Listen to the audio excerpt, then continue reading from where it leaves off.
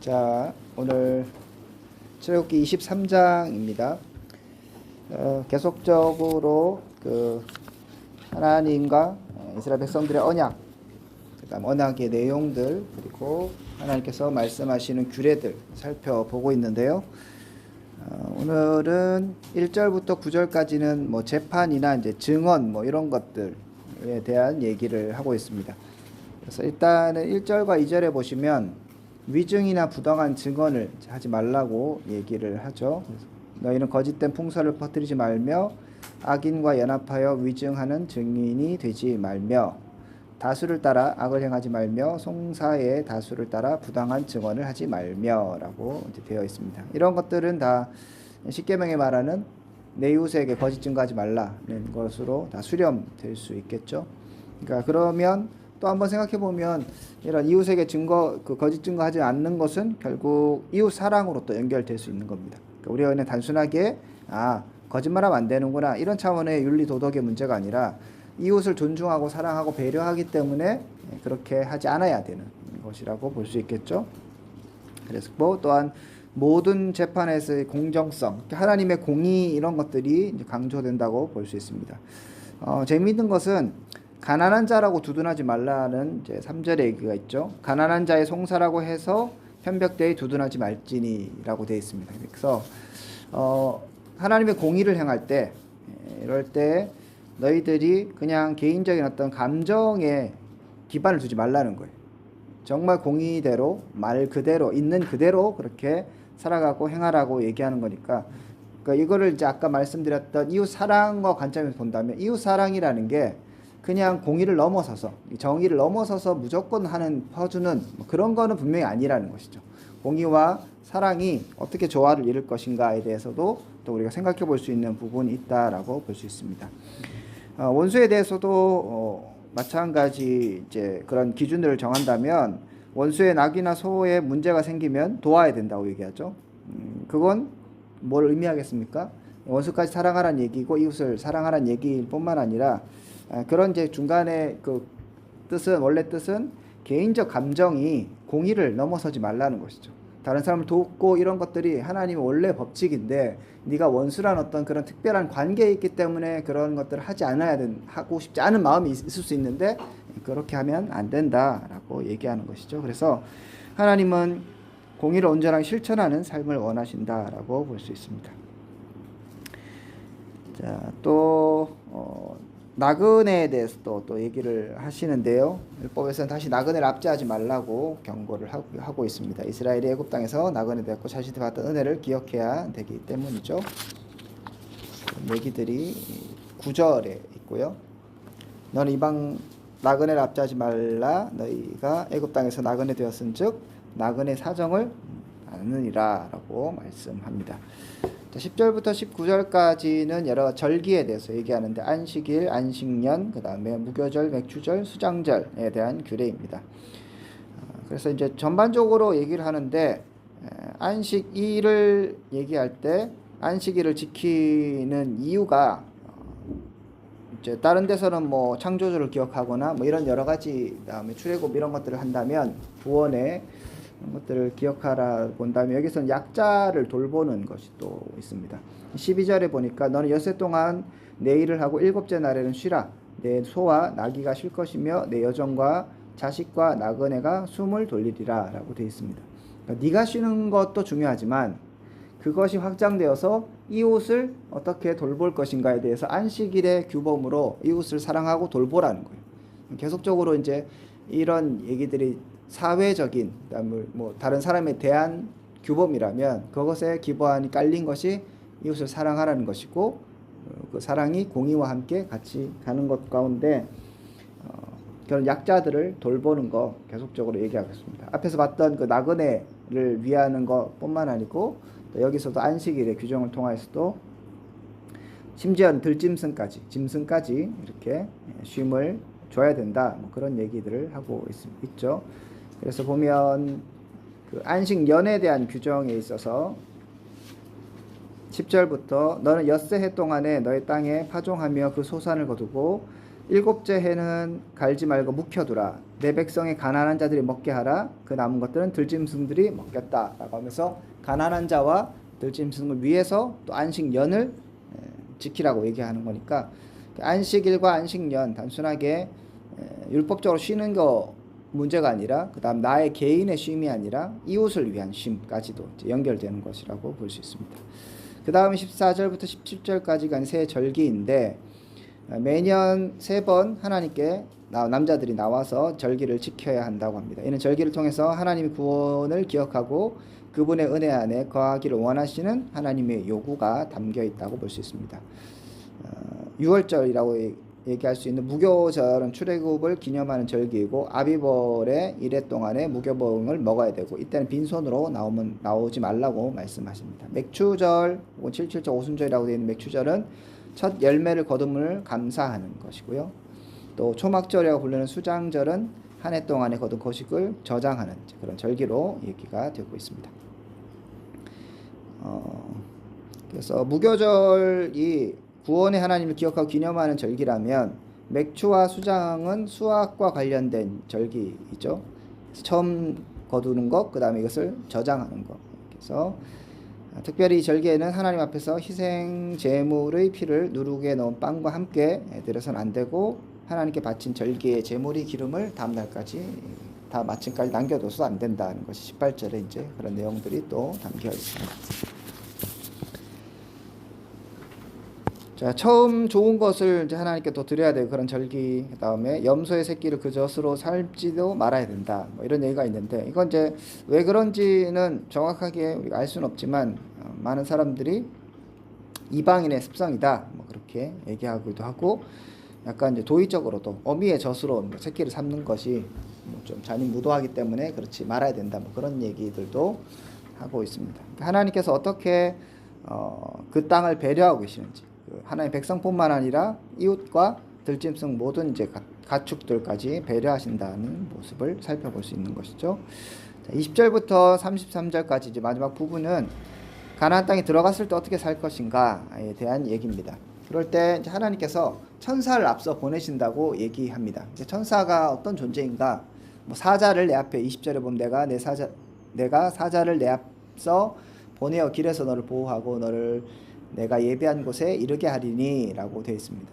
그리고 21절에 너희는 삶과 그의 목소리를 청종하고 그를 노엽게 하지 말고, 이런 얘기들이 있거든요.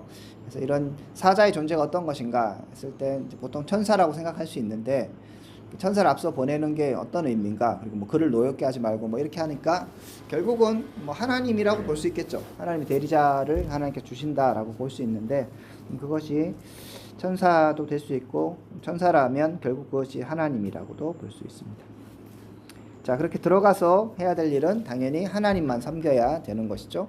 앞에서는 20절부터 23절까지는 하나님이 사자를 보내고 그 사자 인도에 따라서 대적들을 다 내쫓아 버릴 것이다 얘기를 하고 계시고, 24절부터는 그래서 너는 그들의 신을 경배하지 말며 섬기지 말며 행위를 본받지 말고 그것들을 다 깨뿌리고 부수고 그들의 주상을 부수고 내 하나님 여호와를 섬기라. 그리하면 여호와가 너 양식과 물에 복을 내리고 너희 중에서 병을 제하리니, 뭐 이렇게 하면서 하나님을 온전히 섬길 때, 우상 숭배하지 않을 때 하나님께서 복 주실 것이고 함께 하실 것이다 이렇게 얘기합니다. 뭐 임신하지 못하는 자가 없을 것이고 낙태자가 없게 될 것이고 뭐 이런저런 얘기들을 하고 있습니다. 그래서 복에 대한 얘기를 하고 있죠.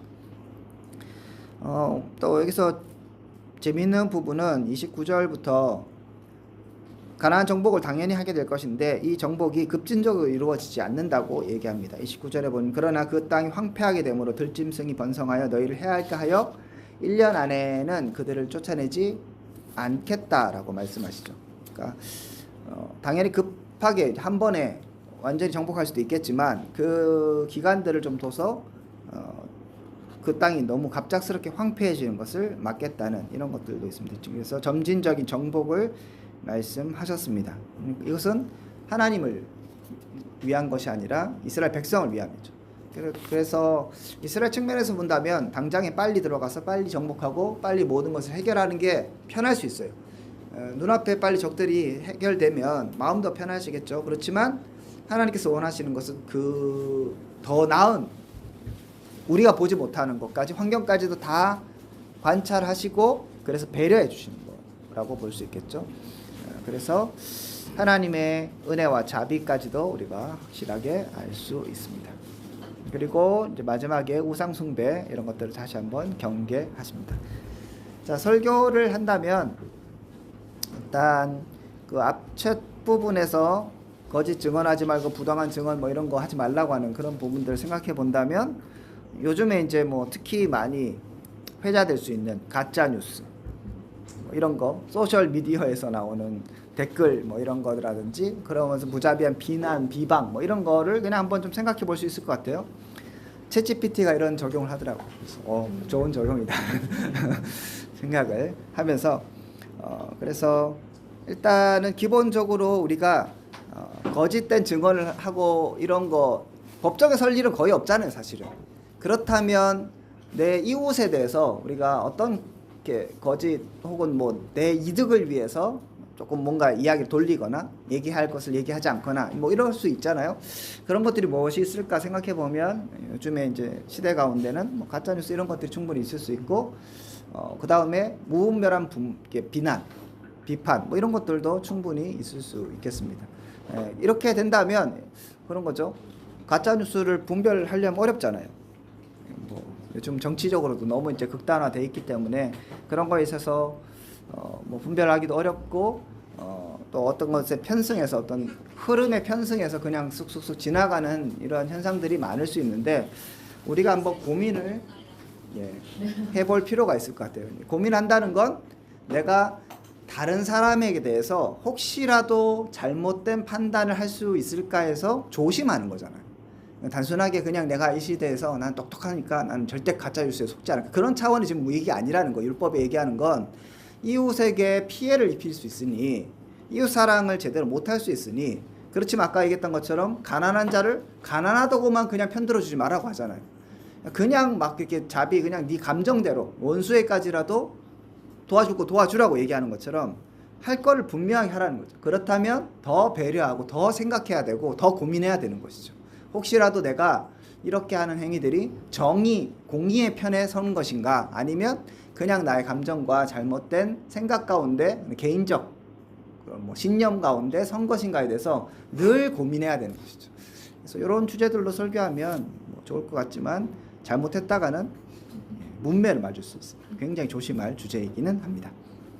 두 번째로 아까 살펴봤던 것처럼 안식일과 안식년의 규정에서 참 재미있는 가난한 이웃을 배려하고 들짐승까지 배려하는 그러한 하나님의 이제 그 계명을 보면서 우리가 너무 그 계명 자체에 안식이라면 일하지 않는 것 자체 뭐 그런 것만 자꾸 생각하면 원래 뜻이 무엇인가를 잃어버리는 것이죠. 하나님 원래 뜻이 이런 규례 가운데 계속적으로 담겨있고 우리 가운데 전해지고 있는데 배려와 사랑과 이웃을 정말 내 몸과 같이 삼는 그런 생각들을 하는 것이 필요하겠고 그것이 이스라엘 백성들의 안식일과 안식년의 사이클 가운데서도 계속 드러나는 거죠. 일주일의 사이클, 1년 1년의 사이클 뭐 이런 것들의 사이클을 통해서 드러나기 때문에 이건 이제 우리의 삶에서도 깊숙이 들어와야 되는 모습인 것이죠. 항상 약자를 배려하고 도와주고 섬겨가는 거 이런 것이 필요합니다. 자, 그 다음에 세 번째 아까 살펴봤던 대적을 쫓아주실 때 시간을 조금 시간을 두고 점진적으로 쫓아내신다는 그 계획. 그렇지만 너무 길지도 않아요. 1년 뭐 안에 이렇게 하시죠. 적절한 시간을 두시고 그렇게 일하신 하나님의 계획 자체가 인간의 편에서 보면 더디는 것 같지만 하나님의 가장 좋은 배려의 수단인 것이죠. 그러므로 우리에게 필요한 것은 믿음입니다. 의인은 믿음으로 말미암아 살리라는 이런 것이 이제 구원론의 뿐만 아니라 원래 하박국이 얘기했던 건 구원론의 문제는 아니었잖아요. 정말 의인으로서 이 땅 가운데 불의와 내가 이해되지 않는 그런 상황 가운데 어떻게 살아갈 것인가에 대해서 성경의 그리고 하박국의 답은 의인은 믿음으로 사는 것이구나. 하나님께서 주권적으로 역사하시고 그 일들을 잘 주관하고 계신다는 분이라는 것. 내 삶을 알고 계시고 나의 뜻을 나의 그 형편을 다 고려하고 배려하고 계시는 분이라는 사실들을 믿고 나가는 것. 신뢰하는 것, 이런 믿음으로 사는 것이니까 우리에게도 그런 믿음이 필요할 수 있겠다. 그래서 하나님의 약속의 땅에서 하나님의 백성들이 최적의 조건에 살 수 있도록 은혜와 배려를 해주고 계신다. 이런 부분들을 설교할 수 있을 것 같습니다. 자, 질문 있으면 질문하시면 되겠습니다. 이웃 사랑하면요. 이웃 사랑. 항상 좀 들었던 의문이 있거든요. 우리 가족 중에 누군가가 진짜 극단적인 건데 살해를 당했어요. 죽임을 당했단 말이죠. 네. 지금 그런 경우라면 사실 인간적인 감정에서는 모든 게 다 무너진 상태고 그 사람은 절대로 용서할 수 없는 그런 상황이 될 거란 말이죠. 어느 정도 시간이 한참 지난 후에야 뭐 가능할 수도 있긴 하겠지만 그런 맥락에 있을 때 그런 부분들을 어떻게 받아들이고 또 수용을 할 수 있다 이런 말씀을 통해서 좀 자기 자신을 좀 굽힌다 약간 그런 게 될까? 그런 건 이제 범죄의 영역이니까 공의로 들어가는 거니까 공의에 호소해서 그리고 법과 질서에 따라서 그냥 되는 거라서 그거를 뭐 이웃 사랑으로 연결시키는 건 좀 과도한 것 같습니다. 예, 공의는 공의인 거예요. 근데 공의를 실천하는 것이 하나님의 법이고 이거는 꼭 뭐 성경뿐만 아니라 그냥 일반적인 사회에서의 삶이잖아요. 그래서 하나님께서 그 공의를 무시하면서 모든 것들을 다 덮어줘야 된다고 말씀하지 않으셨기 때문에 심판을 얘기하시잖아요. 그러니까 그런 부분에서 일단 공의의 측면을 접근하는 게 필요할 것 같고 그렇고 그건 그거고 내 마음 가운데 이제 개인적 뭐 원망이나 그런 원한들이 있을 수 있는데 그런 부분들은 내가 해결하는 것이 필요한데 이것은 용서의 개념으로 들어가는 것이죠. 용서의 개념은 신약에서 얘기하는 것처럼 1만 달란트 빚진 자의 비유처럼 내가 하나님께 용서를 받았기 때문에 그 사람도 용서할 수 있는 것이죠. 그 죄 자체가 없어지는 것이 아니라 조금 구분해서 볼 필요가 있겠다. 이렇게 섞여버리면 힘들어집니다. 교수님 11절에 보면 11절. 관심만 너무 깊은다고 하는데 그러면 사실 소출이 나올 게 없지 않습니까? 네. 근데 가난한 자를 그렇게해서 먹는다고 하니까 이 의미를 잘 모르겠고 네. 그럼 혹시 이걸 설교의 말씀에 이걸 적용한다 그러면 하나님은 우리가 심지 않은 모습을 공개하신다. 내가 이웃 사랑하는 마음이 있으면 그렇게 되는지. 이제 6년째까지 일하고 그다음 7째 놔두면 그래서 하나님께서 6년째 3배를 주신다고 하셨잖아요. 그러니까 우리 지금 쉽게 말하면 농사를 안 되는 프로그램이 나온다는 그런 뜻입니다.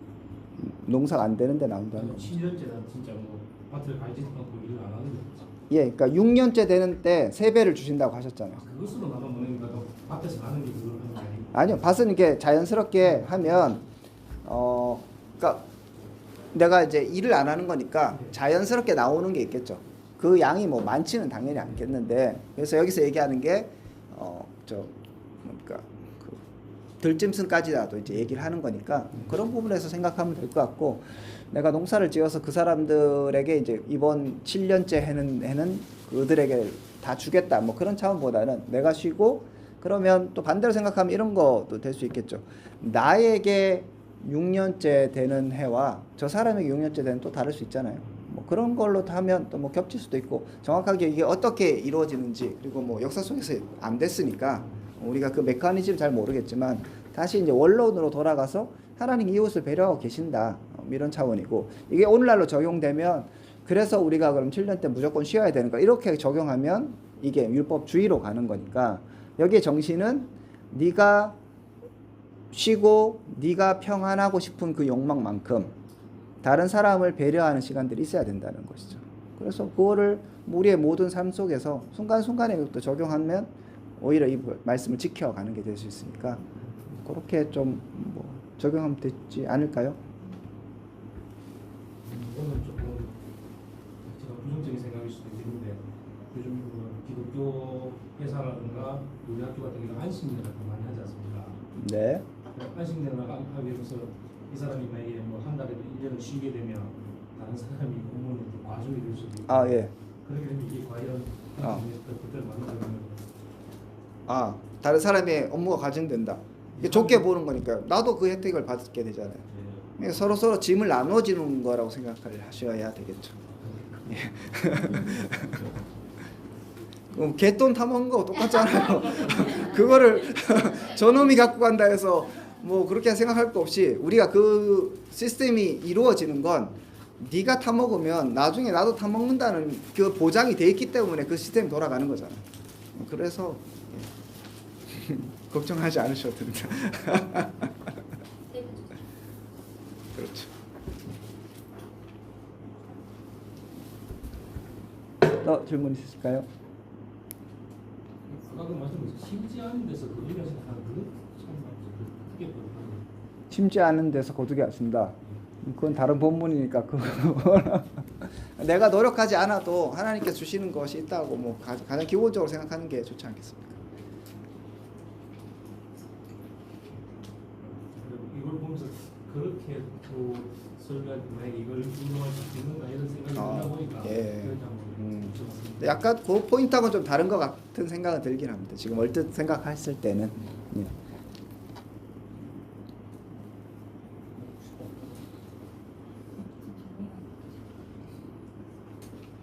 자, 예. 네. 우리가 보통 예를 들어서 내가 어떤 사람이 나의 원수예요. 예, 원수. 저 자면 남매를 자꾸 원수, 집에 원수 있습니까? 예, 원수인데. 근데 보통 우리가 이제 기도할 때 하나님께 기도할 때 그 감정이 아직 격해져 있을 때 네. 하나님 내 편이 돼 주셔서 저 사람을 어떻게 해주세요라는 기도를 할 수도 있죠. 네네네.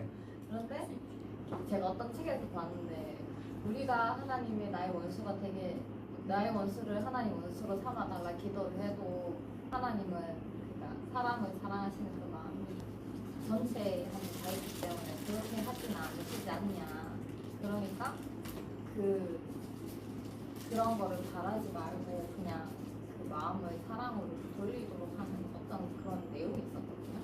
그래서 근데 가끔 하나님께서 내 원수다라고 이렇게 말했던 어떤 그런 것들이 있으시잖아요. 네. 뭐 예를 들어서 하나님 믿지 않는 뭐 그런 사람들이 아니면 하나님 백성을 괴롭히는 자들에 대해서 그러면 그런 거는 우리의 기준이 아니라 그냥 하나님의 기준으로 보시는 그거 같아요. 약간 우리는 자, 원수는 누구인가? 우리는 막 하나님께 아니 저 사람이 이렇게 되는 건데 네. 하나님은 그래도 사랑해라 이럴 때가 있으시니까 그럴 때는 어떻게 해야 되는지 조금 좀 종합적으로 생각하면 이런 것들도 이제 개념이 다 뒤죽박죽 섞여 있어서 그러는데 원수를 이제 무조건 용서해야 된다고 했을 때 우리가 이제 한 면만 보면 내 몸같이 사랑하고 원수까지 사랑하라고 하는 면에 있지만 또 성경에는 탄원시 같은 거 저주시가 있잖아요. 그러니까 하나님 저 원수를 다 죽여주십시오 뭐 이렇게 하고 하는 것들이 있잖아요. 그것도 다 성경 얘기인 것이죠. 그래서 우리가 궁극적으로 가야 될 것이 원수까지 사랑하는 것이지만 그 중간 단계에서는 원수에 대한 어떤 안 좋은 마음 또 분명히 명백하게 상대방이 잘못한 게 있을 수 있잖아요. 그런 거에 있어서는 충분하게 우리 기도할 수 있는 것이죠. 그러니까 아까 얘기했던 거가 마찬가지로 공의와 사랑을 혼돈하면 안 될 것 같고요. 그 얘기는 또 역으로 생각하면 내가 저 사람에 대해서 평가하는 것이 진짜 공의에 맞는 것인가.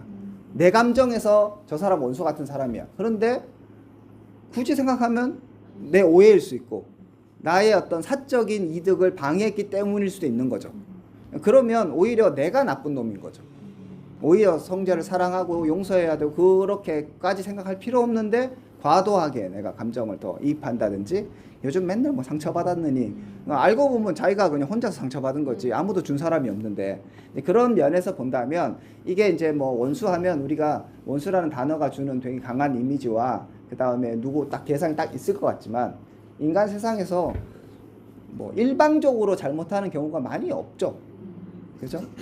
다 쌍방일 수 있고 그런 면에서 하나님께서 공의로 다스리실 때 정말로 하나님 원하시는 그런 모습 속에서 공의를 벗어난 행동들이 원수가 될 수 있겠고 그게 이제 나에게 뭐 해를 주는 것이 문제가 될 수 있겠지만 많은 경우에 우리는 그런 경우들은 잘 당하지 않으니까 그래서 그거에 대해서도 좀 고려를 할 필요가 있을 것 같고요. 그리고 하나님께서 원수라고 표현하실 때 그 원수는 진짜로 공의 측면에서 하나님의 법의 측면에서의 악인 것이죠. 그런 것들에 있어서는 회개하고 돌아오면 용서해 주는 것이지만 심판은 심판인 거잖아요. 공의는 그래서 지옥이 있는 이유는 그런 사람들을 위한 것이죠.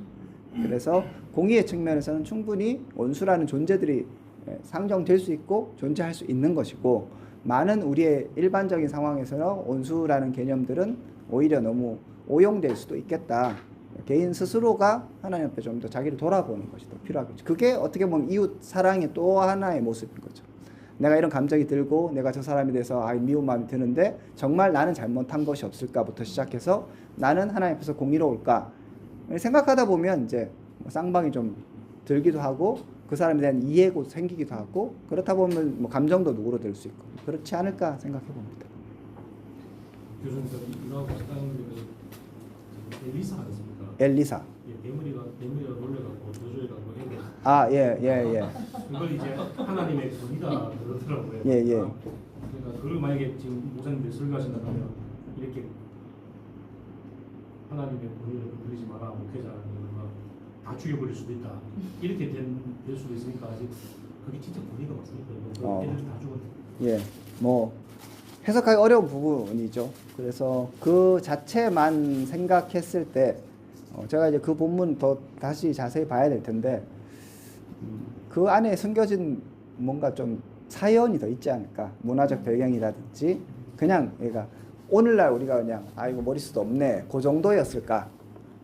그럼 또 다른 내용이 있을지 않을까. 제가 이제 본문을 그건 연구를 안 해봐서 잘 모르겠고요. 하지만 그리고 그 당시의 상황과 뭐에 있어서 했던 뭐 행동들을 좀 더 이제 면밀히 살펴봐야 될 필요는 있을 것 같고 그럼에도 불구하고 뭐 이렇게도 생각해 볼 수 있죠. 이제 제가 이제 잘 몰라서 저는 이런저런 생각을 한번 해보는 건데 그 엘리사의 그런 행동들 자체가 옳았다고 볼 수는 없을 수도 있는 거죠. 그렇죠? 그래서 우리는 여러 가지를 고려해 보는 것이죠. 좀 과도했다, 무조건 뭐 나빴다, 뭐 죄다, 뭐 이렇게 보기까지보다는 하나님께서 일단은 엘리사의 편을 세워줬기 때문에 아이들에게 그런 이제 일이 일어난 거잖아요. 모세도 마찬가지죠. 모세가 뭐 100% 다 잘한 건 아니지만 뭐 그거에 대해서 비판한 이제 아론이나 이런 것 거기에 대해서 이제 하나님께서 뭐라고 하시는 것처럼 이게 그 당시에 특수한 상황들이 있는 거죠. 그때의 그 리더십을 확실히 세워져야 할 때. 그 다음에 뭐 신학이 와서도 초대교회 때 그 거짓말해갖고 아나니아 삽비라 같은 경우도 마찬가지죠. 그 뒤에 얼마나 수없이 거짓말하는 사람이 많았겠습니까? 교회를 속이고 어렵게 하는 고린도 거기에 보면 더 이상한 사람이 많은데 하나님께 곧바로 심판하지 않으시거든요. 그러니까 그 당시의 특수성이 분명히 있는 거예요. 그래서 이것을 일반화할 수는 없다. 그런 걸로 좀 생각하면서 본문을 좀 보면 뭔가 해결의 실마리가 있지 않을까. 일단은 그렇게 생각합니다. 절기를 굉장히 강조하는 절기 쓰는데 또 이렇게 열왕기서에서도 요시아왕 같은 경우나 유월절을 지키는 유월절 회복 보면서 신앙적으로 굉장히 불공기를 표현하기도 한데 절기라는 게 오늘날 우리로 적용한다면 사실 우리가 유월절처럼 일주일 동안 그렇게 지키기가 어렵잖아요. 오늘날 그런 것들을 우리에게 적용을 한다면 절기가 이제 과거 중요하게 생각됐으니까 오늘날로 생각하면 오늘날로 이제 예배인 거죠. 예배가 이게 절기의 사이클이 오늘날에 이제 들어와 있거든요. 그 부활 6월절이 부활절로 들어와 있고 이제 그렇게 돼 있거든요. 나중에 예배학 시간에 배웁니다. 그래서 우리 예배에 녹아져 있다. 예배 그다음 우리는 1년의 절기 가운데 녹아져 있는 그런 부분이라고 생각하시면 되겠습니다.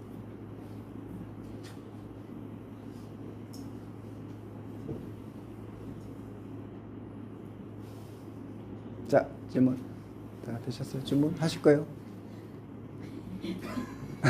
자신이 없어요. 또 원수 얘기해요.